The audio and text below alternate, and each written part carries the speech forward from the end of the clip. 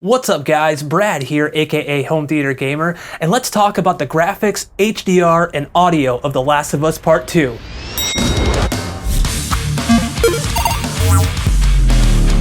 Before I dive in, I will be talking about the first 2 to 3 sections of the game. There may be light spoilers, so if you're sensitive to that kind of thing and don't want to spoil it for yourself, then you may want to skip this video. And I do want to mention that I am not in any way affiliated with Naughty Dog or Sony. I paid for this game with my own money like everybody else. Also, if you enjoyed this video, consider giving it a thumbs up and subscribing to the channel. So I spent the better part of 3 hours last night playing The Last of Us Part 2 when it first came out, and I wanted to give my first impressions of the graphics, HDR, and audio of the game. You have a decent HDR slider that allows you to see in real time what your adjustments are doing, with brightness, contrast, and HUD brightness sliders. On the audio adjustment side of things, you have your typical Naughty Dog settings that allow you to tweak the audio to your liking right down to speaker angles. Pretty kick-ass stuff as usual. Starting the game in the opening section, and I was immediately struck with how gorgeous this game looks. According to Digital Foundry's tech breakdown video, the game runs at 1440p with one of the best anti-aliasing technologies out there. And I'd have to agree. The game looks amazingly detailed with only a slight reduction in overall clarity, though I did notice some slight aliasing on distant objects. I also noticed some slight edge halos on distant objects, possibly from the game's in-game sharpening, but this isn't a deal breaker and really only happened in the opening section where you're viewing the city from a distance. HDR implementation is spot on here as well.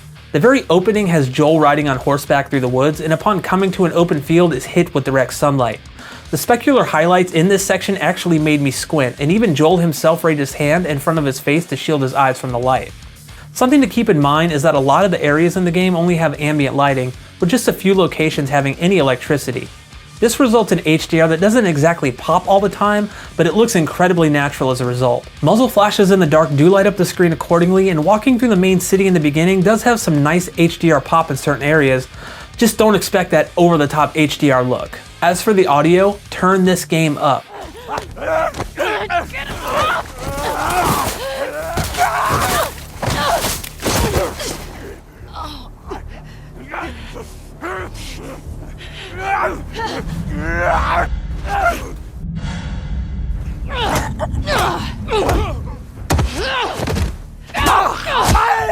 The audio for the game is on par with the best movie soundtracks I've ever heard, but that's honestly no surprise coming from Naughty Dog. Setting the dynamic range on maximum is a treat when listening at minus 10 decibels below reference. Gunshots have heft to them.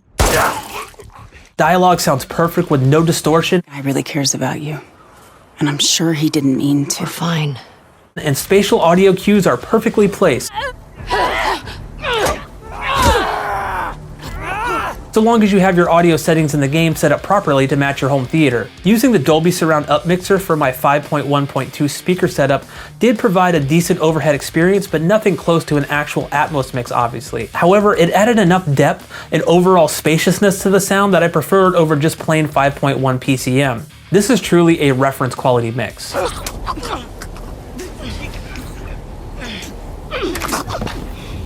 What have been your impressions with the HDR and audio quality from The Last of Us Part 2 so far?